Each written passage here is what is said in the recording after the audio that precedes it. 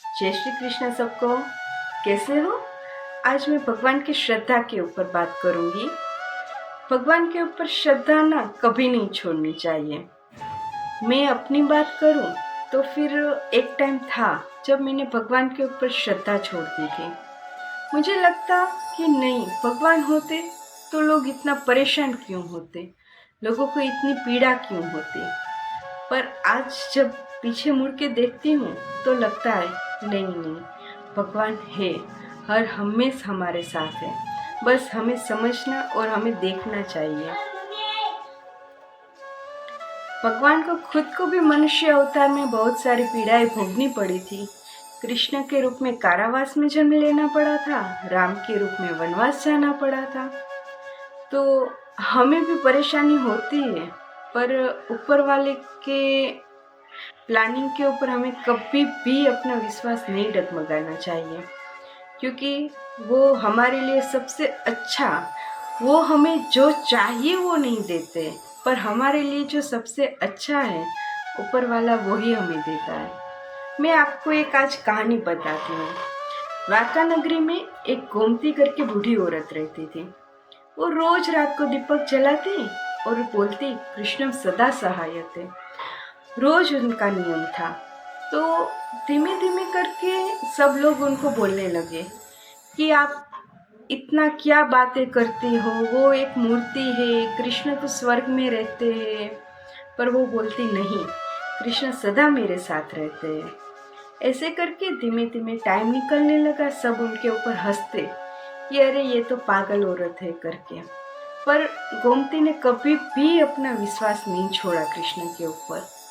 फिर एक दिन द्वारका में अकाल पड़ा, सूखा पड़ा। धीमे धीमे करके गांव वाले वहां से गांव छोड़ के दूसरे गांव जाने लगे। तब एक दिन अचानक सुबह एक कृष्णदास करके चरवाया आया और बहुत सारी गैया अपने साथ लाया। वो बोलता है मैं यहाँ पे कुछ दिन इस गांव में रहने वाला हूँ, मैं अपनी गैया का दूध आप सबको दूंगा, आप लोग कहीं मत जाओ करके। तो गांव वाले तो सब राजी हो गए, हाँ ये तो कितनी अच्छी बात हुई करके। धीमे धीमे सब बच्चे स्वस्थ होने लगे, बीमार थे वो ताकत वाले होने लगे, बूढ़े लोग थे वो भी अच्छे से जीने लगे। ऐसे करके उनका सूखे का टाइम पूरा अच्छे से निकल गया और धीमे धीमे करके दिन अच्छे आने लगे। तो सब राजी हो गए कि चलो हमारा टाइम अच्छे से निकल गया। तो सब लोग तो वही समझते थे कि हाँ ये तो कृष्णदास है, ये चरवाहा ही है। पर घूमती उसे पता था कि वो उनके कृष्ण ही है। तो वो उनको पूछती है कि आप कृष्ण ही हो ना? कृष्ण भगवान कुछ नहीं बोलते, वो सिर्फ उनके सामने मुस्कुरा के उनको एक पंख दे देते हैं और वो पंख वो रख लेती है।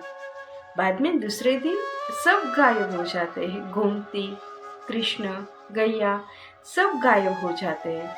तब गांव वालों को समझ आता है और वो जब वहां देखने जाते हैं तो गोमती की मूर्ति के पास वही मोर पंख रखा हुआ था जो कृष्ण ने उसे दिया था।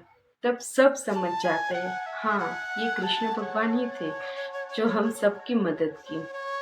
भगवान ना हमारे साथ हमेशा रहते हैं, कभी किसी व्यक्ति के रूप में आके, या फिर कभी बोलते ना हमारे लाइफ में अचानक से कुछ परिस्थितियां ऐसी बदल जाती है कि हम कितनी भी मुसीबत में हो ना तो हमें लगता है हाँ हमें रास्ता मिल गया।